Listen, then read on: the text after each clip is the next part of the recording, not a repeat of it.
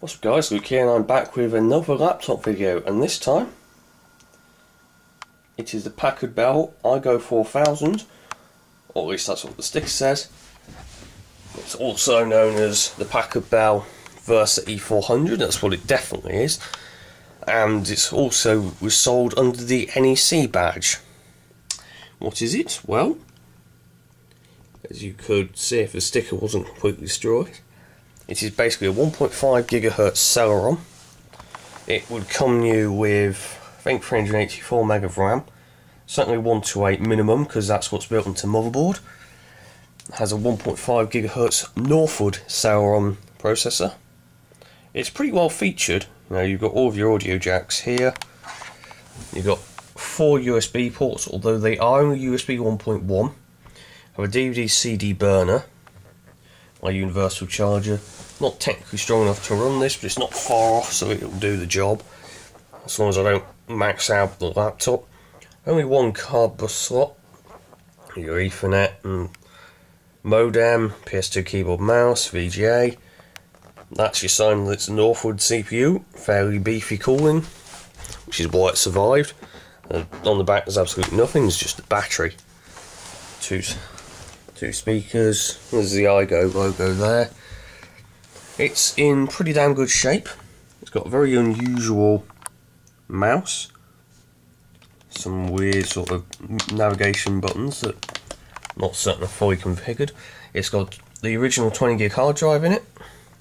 It's got an official XP installation from Packard Bell on, although there's no COA, so I'm going to have to rescue the key from it in order to keep it going, because I'm going to be reinstalling this from scratch, because the operating system on it appears to have been there since 2011. Battery is stone dead, but everything else works perfectly, so far as I can determine. Screen looks in really good shape. It's a bit of a mess on the boot configuration for some reason. The keyboard is this weird translucent thing. You can see the mechanism underneath. It feels quite nice. Trackpad works fine, pretty generic. It's no speed demon. I have fitted it with an extra chunk of RAM. It's got an SIS chipset in it. It's a socket 478 CPU, as it's a Celeron M, so I could go and drop in a Pentium 4M. It's certainly something I've considered. I don't know whether I will or not. But this runs actually surprisingly coolly, and you may or may not be able to hear, the hard drive is not really that noisy either. It's a 4200 RPM drive, which is probably why. But as far as I can tell, this was last used regularly in 2011.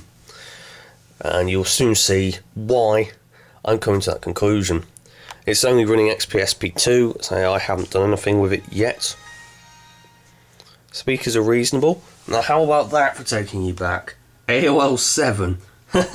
It's also got Microsoft Office 2000, which is something else I'm going to try and retrieve the key for, because I'd like to leave it on there. There are no obvious temperature sensors, or if there are, then I need to install a chipset driver for it. It's not massively slow, considering how long it was sat for. So the only thing wrong with it is the fact that the battery's short. Everything else is fine. There you go, folks. AVG 2011 might be out of date. You think? And you'll see just how out of date it is when it loads up completely, and I can then present to you the joy. This is AVG 2011. So the battery indicator on my Handycam appears to be all over the place, because it just went from 19 minutes to 21 minutes. So good job, Handycam. And there's a retry AOL setup. There's some wrap, there's all sorts of stuff. There's no user data or anything. It was clearly wiped with the original factory disk before it was either parked or something was done with it, but it's clearly not been used much since 2011.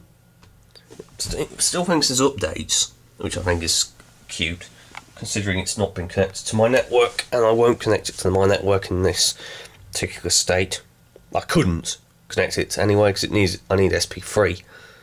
But here we go, AVG 2011, folk, ladies and gentlemen. You are not fully protected. Do you not want to know why? It comes up saying the last update was then, but previously it was somewhere in August 2011. History, event history log. Whoops, mouse buttons work fine. There you go. Look, all these logs, they're in 2011. We've obviously used a fair bit in June 2011. Then there's obviously today's stuff. There you go, folks. Whoa, August 2011. 1st of August, that's when it seems to have been parked. Like, before that, it obviously wasn't used too much. It was obviously not used much beyond the end of June.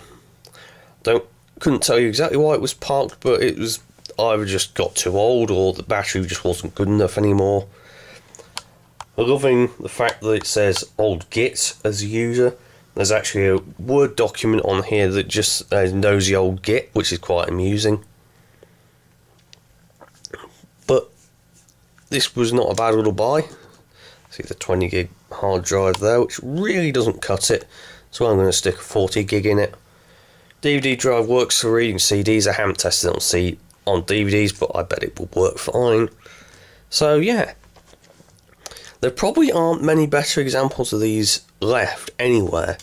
There may be some with working batteries still on the original batteries, but otherwise there is basically nothing wrong with this.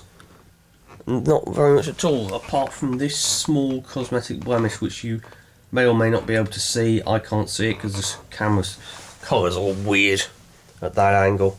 But yeah, if you enjoyed this video, please leave a like, comment, and if you're new to my channel, please subscribe and share my videos and things like that. Really help me out. And this laptop is pretty damn easy to work on, at least underneath, because the hard drive is under a nice panel, the RAM is under a nice panel, and so is the CPU. And therefore, by extension, the fan as well in this case. So yeah, that's pretty decent. Makes my life a hell of a lot easier. Just a shame really it's only got USB 1.1, because if I was to drop a P4M in it, I think it would be pretty reasonable. This is before the Pentium 4 laptops really got super hot as well, so they were still actual laptop chips at this point, not rebadged desktop ones. I mean, there's your great big fan, and there's your fan, that's where the RAM slot is, and that's the hard drive cover. So yeah, hope to see you back here in the very near future. Luke out.